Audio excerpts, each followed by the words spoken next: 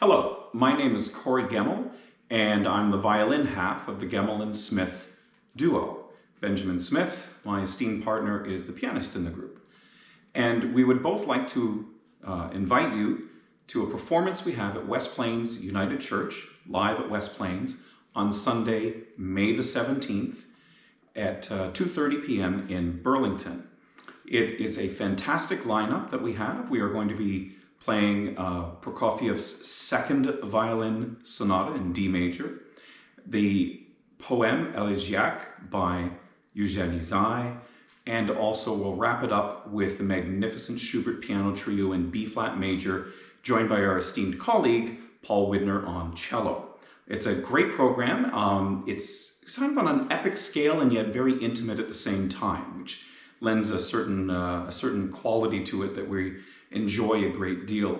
The Prokofiev Sonata is kind of cool. It was originally written for flute, and I believe it was 1942, and it was Prokofiev's friend David Oistrakh, the wonderful Russian violinist, who convinced him to rearrange it. Didn't take much rearranging, frankly, for violin and piano.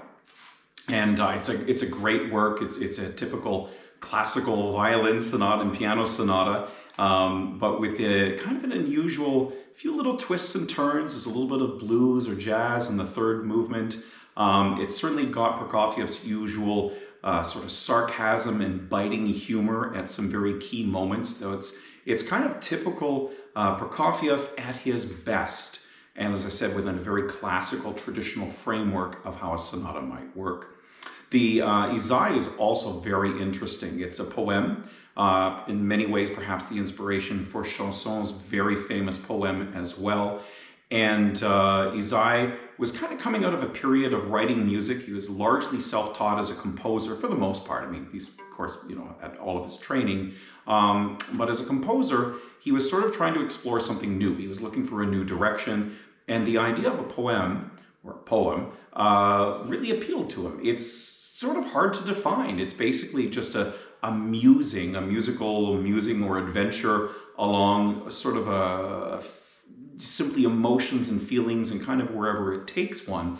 And which, if it sounds really elusive, is probably the best description of it. And it's exactly what it's supposed to be. It's a beautiful, evocative work. It's largely inspired by Romeo and Juliet, Shakespeare's play. And it even includes some rather interesting timbre qualities, some tonal qualities, as the violin's G string is actually tuned down to an F natural, creating some very different resonances and relationships across the instrument. It's quite unusual. Traditional E, A, D, and instead of my G, it'd be an F underneath that. It's a gorgeous work, full of a lot of interesting tension and sonorities that simply would not be possible otherwise.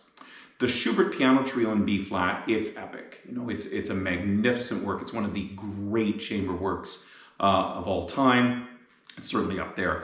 And it's as I said, it is epic. It was not performed publicly, other than perhaps one of his Schubertiads before. It was, I think, written a year before his death, so it wasn't published until posthumously. Much like the Prokofiev or the Ysaÿe are magnificent examples of those composers' works, the Schubert is the same. It is just filled with most stunning, beautiful melodies. I mean, Schubert couldn't help but, walk down the street and trip over a melody seemingly every couple of feet. And it has plenty of that, plus what he does with it, his ability to develop a melodic line and using the different sonorities and timbral qualities of the three instruments to just incredible effect. So we would love to see you there. Again, it is May the 17th, 2:30 p.m. at West Plains United Church in Burlington. Thank you very much.